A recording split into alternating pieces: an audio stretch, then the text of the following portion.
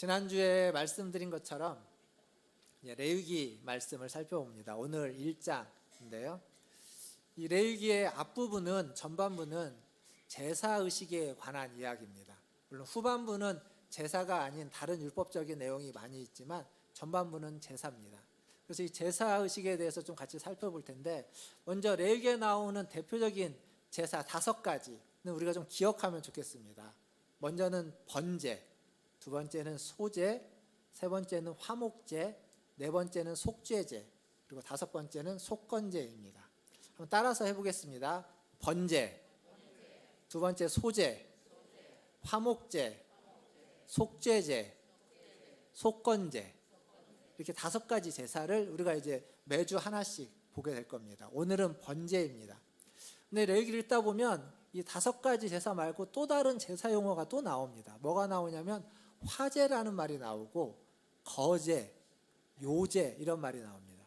그리고 이제 레위기 말고 다른 성경에 가면은 전제라는 또 제사도 나옵니다.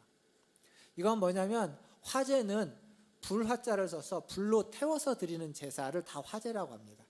그러니까 번제도 화제고, 그 다음에 소제도 화제에 속하고 화목제도 화제에 속합니다. 다 화제는 그런 겁니다.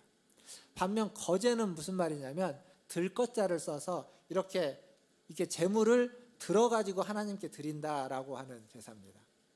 그리고 요제는 흔들 요자입니다. 제물을 들어서 흔들어서 하나님께 드린다라는 제사입니다. 전제는 포도주나 기름을 부어서, 관제라고도 얘기를 하는데요, 부어서 드리는 제사입니다. 즉 화제, 거제, 요제, 전제는 제사를 드리는 방식으로 표현한 겁니다. 불로 드리느냐, 들어서 드리느냐, 흔들어서 드리느냐, 아니면 부어서 드리느냐.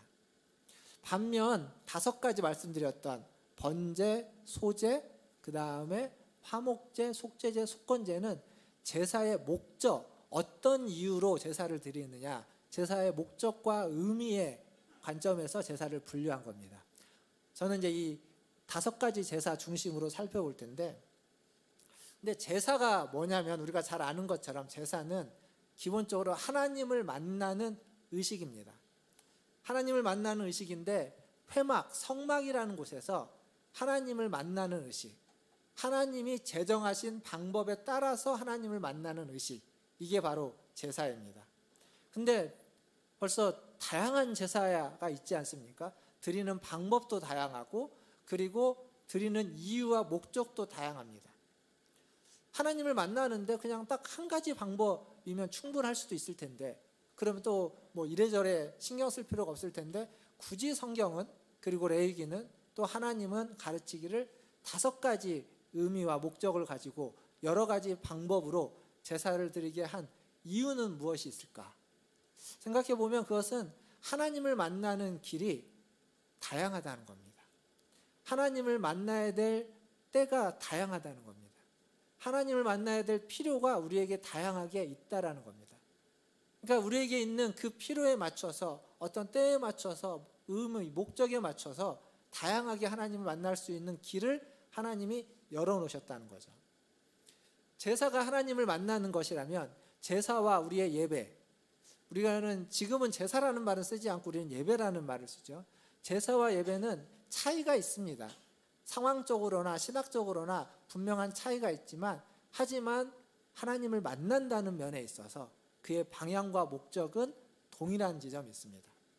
그렇다면 이 5가지 제사, 지금 우리는 제사를 드리지 않는데 5가지 제사를 공부해야만 하는 이유는 뭐냐면, 이걸 통해서 지금 우리가 드리고 있는 예배가 더 풍요로워질 수 있기 때문에, 더 풍성할 수 있기 때문에 이 5가지 제사를 통해서 우리는 말씀을 배우고 깨달아야만 하는 겁니다. 이대로 우리는 제사를 드리지 않습니다. 우리의 예배는 여기서 말하는 형식을 그대로 따라가지는 않습니다. 그러나 거기서 말하고 있는 그 형식이 가지고 있는 그 의미들은 우리의 예배 가운데, 우리가 예배의 자리에서 우리의 신앙을 더욱 풍요롭게 해줄 것입니다. 오늘은 그 첫 번째로 번제입니다. 다시 말씀을 좀 같이 보겠습니다. 1절과 2절 말씀, 1절과 2절 말씀을 같이 한번 읽어보도록 하겠습니다. 1절입니다. 여호와께서 회막에서 모세를 부르시고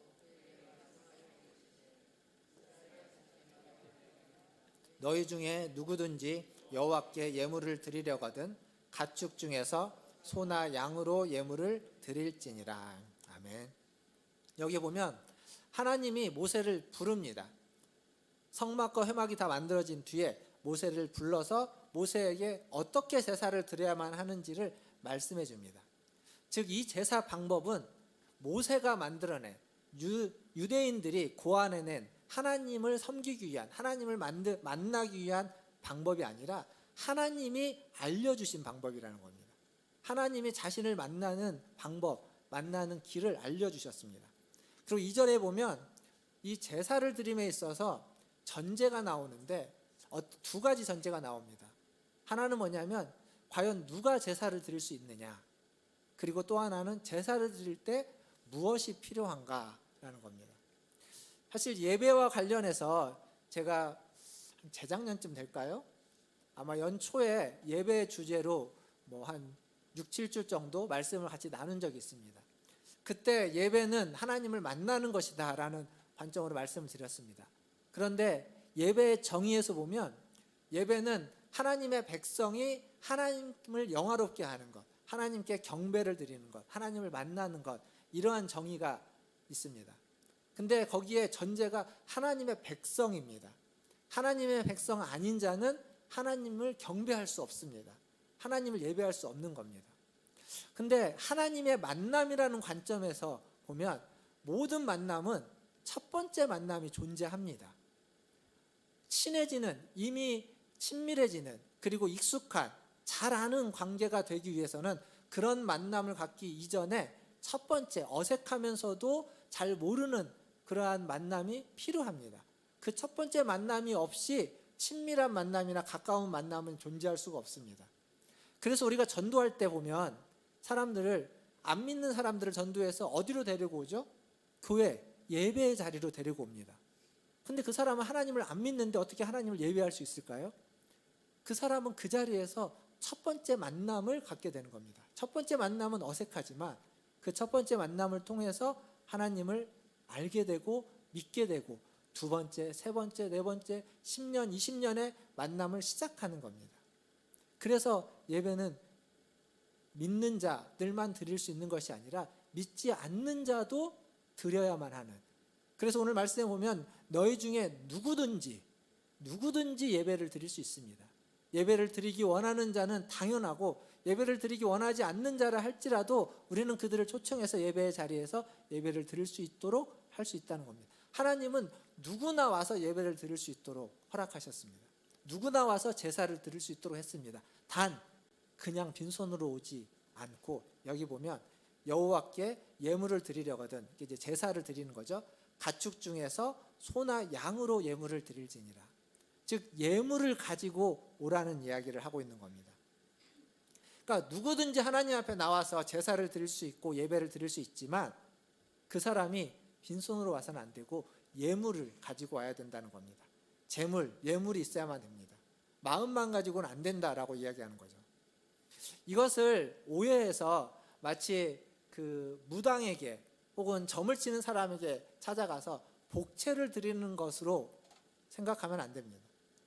그 복채는 무당과 점치는 사람에게 만족을 줘서 그 사람의 필요를 채워서 그에게부터 점괘를 받아내고 뭔가를 듣기 위한 거죠. 하지만 성경에서 말하고 있는 예물은 그런 것이 아니라 예물을 드리는 자를 위해서 예물을 가지고 오라고 말합니다. 복채는 무당이나 점치는 자를 위해서 주는 겁니다. 그러나 하나님 앞에 드리는 예물은 가지고 나온, 하나님을 위해서가 아니라 예배를 드리고 제사를 드리는, 제물을 가지고 나온 그 사람을 위해서 가지고 오라고 이야기하고 있는 겁니다. 이게 차이입니다. 근데 그 예물을 이야기할 때 아까 읽었던 2절에 보면 그냥 가축 중에서 소나 양, 즉 이 말은 뭐냐면 들짐승은 안 된다는 겁니다. 들짐승, 밖에 있는 들짐승이 아니라 내가 기르고 있고 내가 키우고 있는 짐승, 그 중에 소나 양을 가지고 오라는 거죠. 물론 10절에 가면 염소도 나오고요, 14절에 가면 비둘기, 새도 있습니다. 그러니까 새로도 제사를 드릴 수 있고 염소로도 가능하고 소나 양도 가능하다는 겁니다. 그러니까 하나님 앞에 나올 때 이런 예물을 가지고 나와야 된다는 거죠. 사랑하는 성도 여러분, 여러분 오늘 예배 자리에 나올 때 어떤 예물을 가지고 나오셨습니까? 여러분이 오늘 하나님께 드리는 예물은 무엇입니까? 레위기는 그 예물을 가축 중에서 소나 양이다라고 하면서 가축이라는 말을 분명히 하고 있습니다. 이 얘기는 뭐냐면 들짐승은 안 된다는 거죠. 그리고 남의 것도 안 된다는 겁니다. 나의 것, 내가 기르고 있는 가축 중에서 그 중에서 소나 양이나 염소로 드려야 된다는 겁니다. 남의 것 혹은 주인이 없는 것, 그것으로는 하나님 앞에 제물을 드릴 수 없다라고 이야기하는 겁니다. 따라서 이 얘기는 무슨 얘기냐면 나의 형편에 따라 예물과 제물을 드려야 된다는 겁니다. 나에게 없는 것을 가지고 할 수 있는 것이 아니라 내게 주어진 것, 하나님 내게 주신 것, 내가 가지고 있는 것에서 제물을 골라서 가지고 있는 겁니다. 다른 사람의 것을 훔치거나 주인 없는 것을 가지고 오거나 그런 걸로는 안 되고, 내게 있는 시간, 물질, 그리고 내게 있는 열심과 열정, 이런 것들이 제물이 되는 거죠. 내가 가지고 있는 것으로 하나님께 드리는 겁니다. 근데 이 예물을 우리가 그렇다고 어떤 물질적인 것을, 헌금적인 것으로 생각하면 안 됩니다. 제가 뒤에서 말씀드리겠지만 이 예물은 우리가 가지고 나와야만 하는, 하나님 앞에 드려야만 하는 예물이라고 하는 것 중에 가장 기본적인 그리고 가장 중요한 것은 흠없는 수컷으로 표현되어 줄 수 있는 그리스도 예수입니다. 다시 말씀을 보면 1장 3절을 한번 읽어보겠습니다. 우리가 읽었던 본문 1장 3절 같이 읽겠습니다. 시작. 그 예물이 소의 번제이면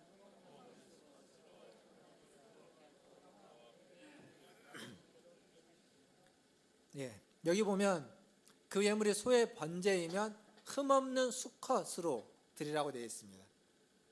이 흠없는 수컷은 소에게만 국한된 것이 아니라 뒤에 나오는 양과 염소도 마찬가지입니다. 다 흠없는 수컷입니다. 왜 흠없는 수컷이라고 할까요?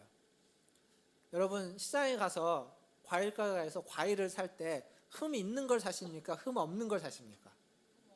그렇죠. 골라서 흠 없는 걸 삽니다. 여러분이 사는 사람이 아니라 파는 사람이라고 해도 과일을 따면, 열매를 따면 그 중에 흠이 있는 것과 없는 것을 고를 겁니다. 왜냐하면 흠 있는 건 상품 가치가 떨어지기 때문에 제값을 못 받죠. 그러니까 제값을 받기 위해서 흠이 없는 것을 골라가지고 따로 상품을 만드는 겁니다.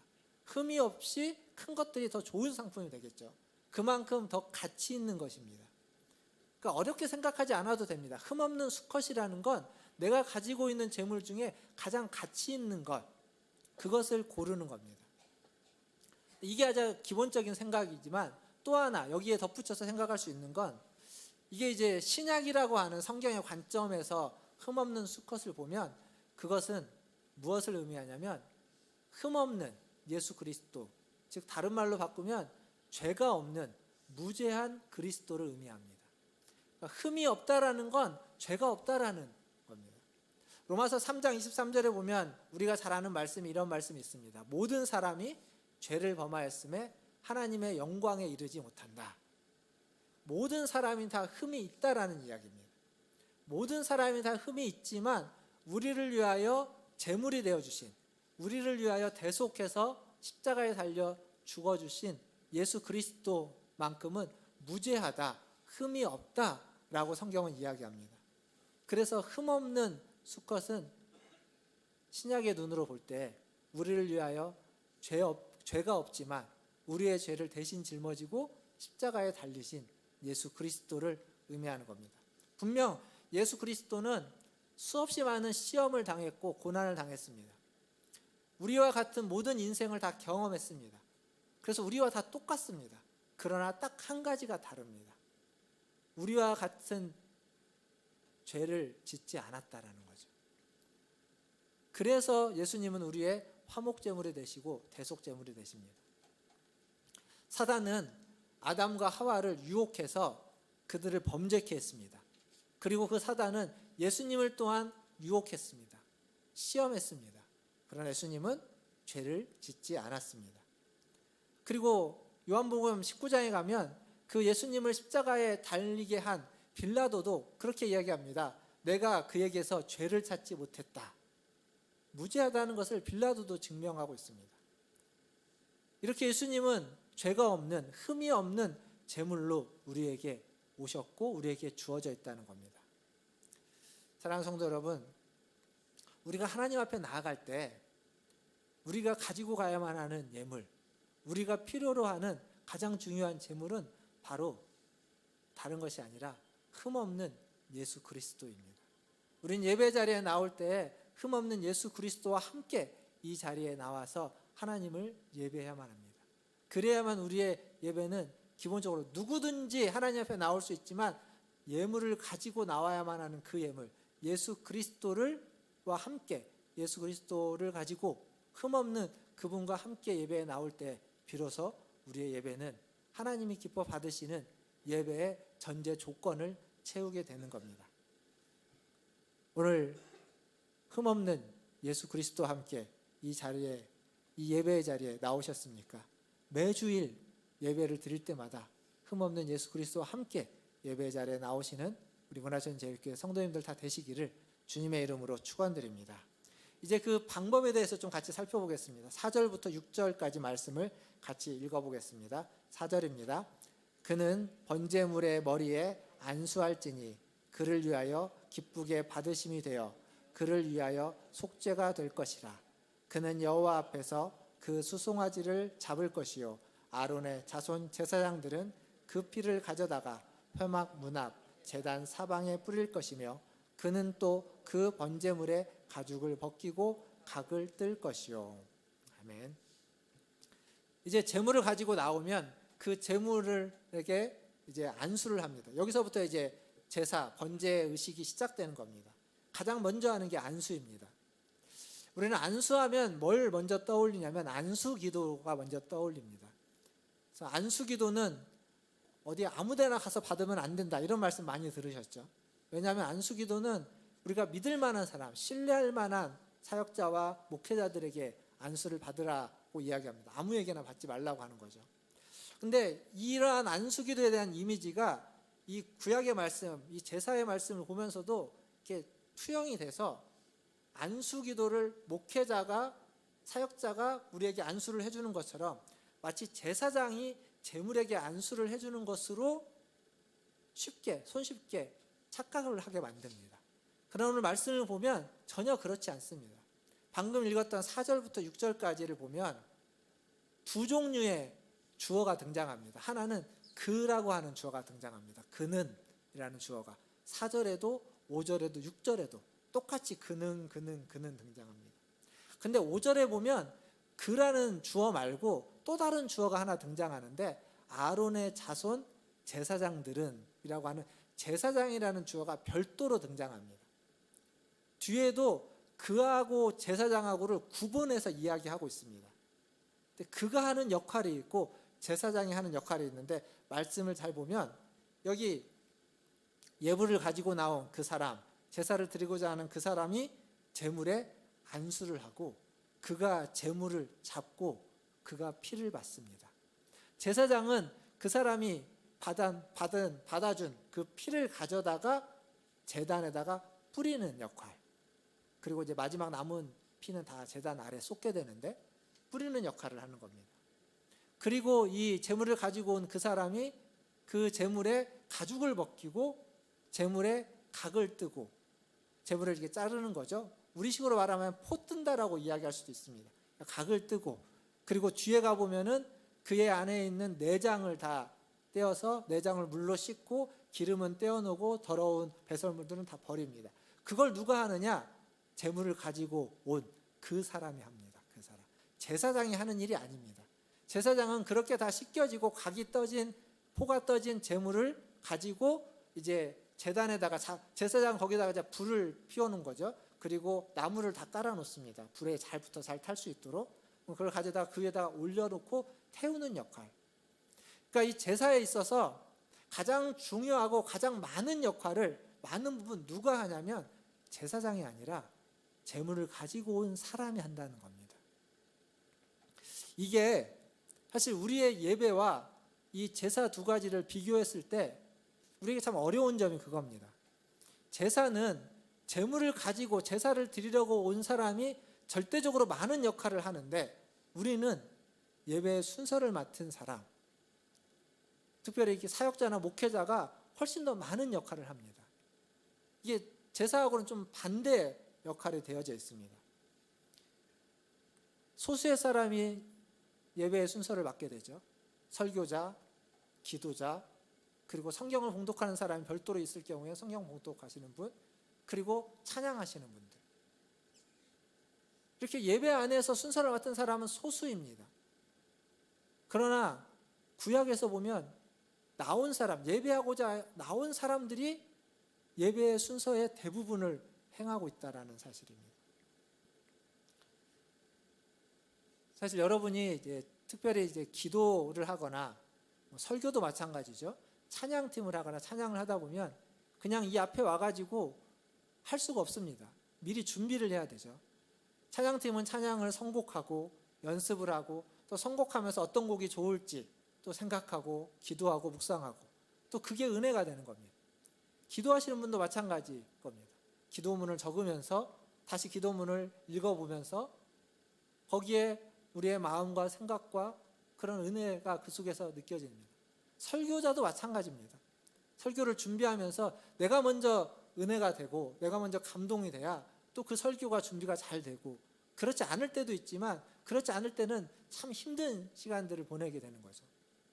그러니까 순서를 담당한 사람들은 그 순서를 통해서 예배에 더 집중하게 되고 더 큰 은혜를 받을 수밖에 없게 됩니다.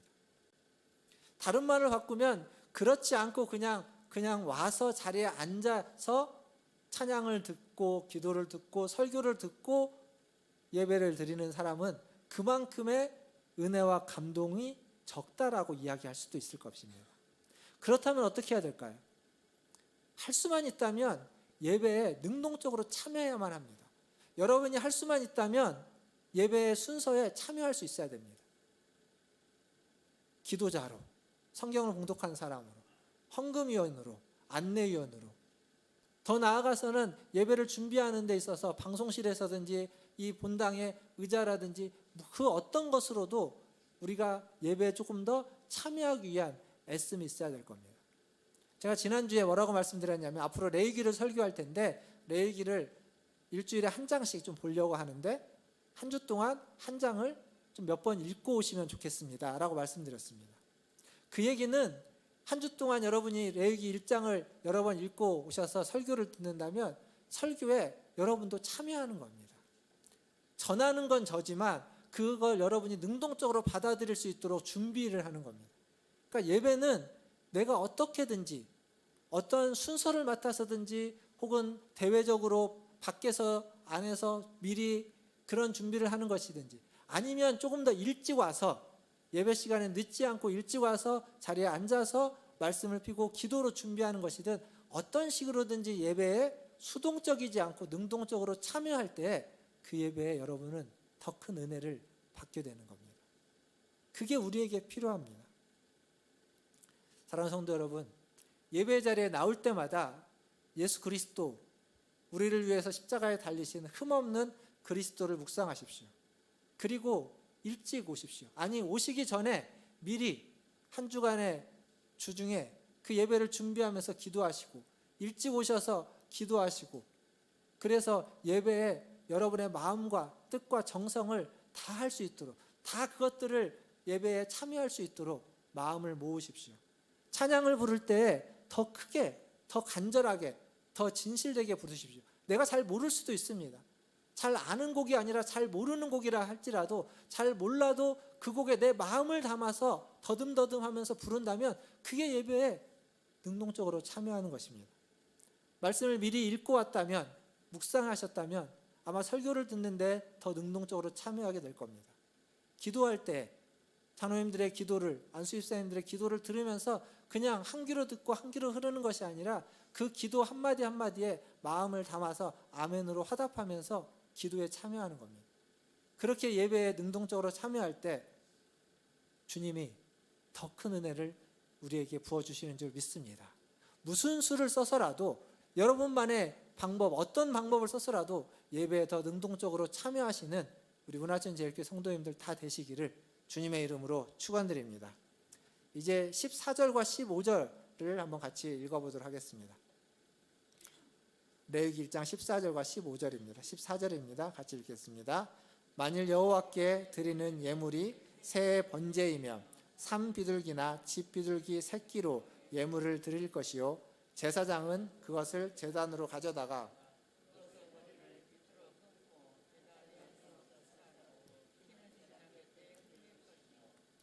아멘. 앞에서 제가 번제 제물을 이야기하면서 소나 양, 염소 그리고 새, 비둘기로 드릴 수 있다고 했습니다.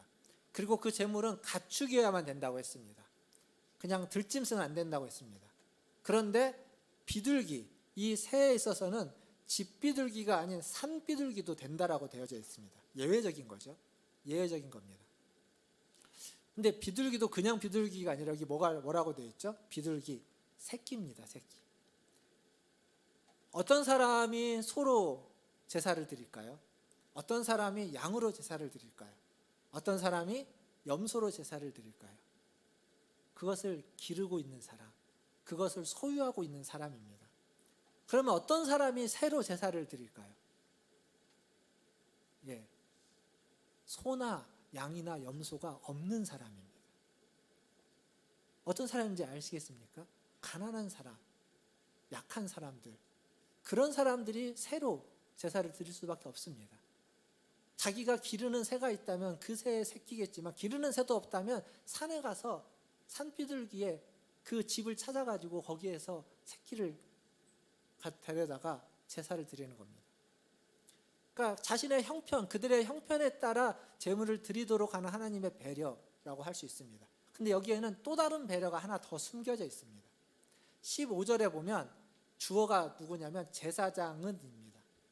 제가 앞에서 뭐라고 말씀드렸냐면 이 레위기 말씀에 그와 제사장을 분명히 주어를 구분해서 쓰고 있다고 했습니다.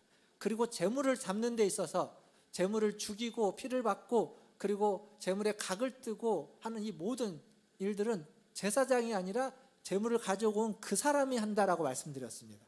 그런데 여기는 다릅니다. 비둘기를 가지고 온 사람이 비둘기를 잡지 않습니다. 제사장이 머리를 비틀어서 그것을 끊고 제물을 잡습니다. 그리고 피를 흘립니다. 왜 이랬을까요? 왜 굳이 비둘기를 가지고 온 사람이 잡지 않고 제사장이 대신 잡아주는 걸까요? 여러분, 소를 끌고 왔다고 생각해 보십시오. 양을 끌고 오고 염소를 끌고 왔습니다. 그리고 나는 비둘기 새끼를 가져왔습니다. 어떤 느낌이 드시겠습니까? 초라하죠. 소나 양이나 염소에 비해서 비둘기 새끼, 그냥 한 손에 들어가 있는 요 조그마한 새끼, 보이지도 않고 초라합니다. 그 초라한 마음으로 그 자리에 와 있습니다. 마음이 위축될까요? 안 될까요? 위축될 겁니다. 그러니까 지금 하나님은 그 가난하고 가진 게 없어서 산에 가서 비둘기 새끼를 잡아다가 제사를 드리러 가야 되는데, 제사를 드려야 되는데 가진 게 없으니까 산에 가서 그 새끼를 잡아갖고 왔는데, 근데 재물을 가지고 오긴 왔지만 다른 사람에 비해서 너무 초라한 겁니다. 너무 초라한 그 재물, 그걸 제사장이 얼른 받아서 그 사람을 대신해서 제사의식을 해주고 있습니다. 그 초라한 그 손길이 무한하지 않도록 그 마음이 그냥 이렇게 너무 힘들어하지 않도록 대신 그것을 다 짊어지는 겁니다.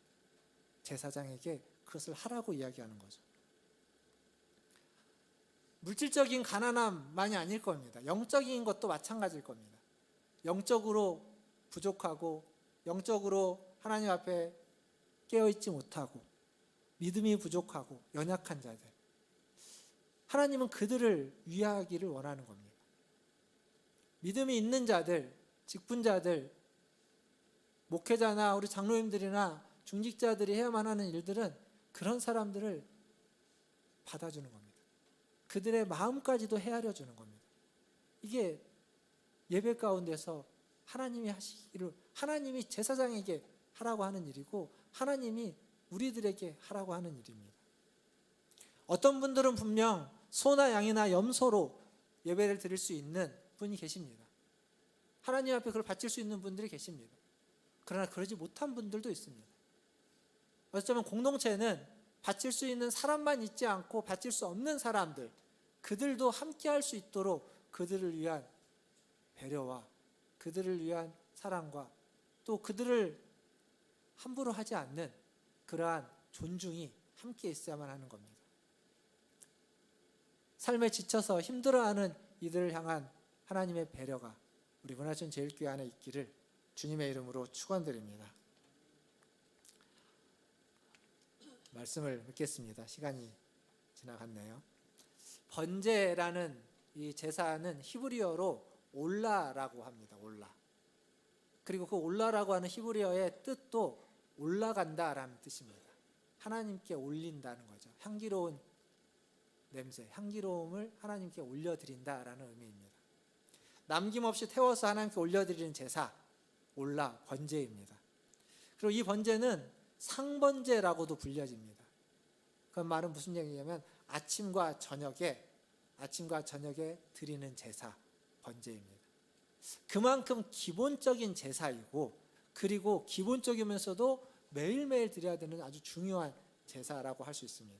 그런데 이러한 제사에서 하나님은 제사를 드리는 사람들의 형편을 배려하시고 그의 영적이고 인간적인 형편도 배려하실 뿐만 아니라 그들의 모든 것들을 그 마음까지도 배려해 주십니다.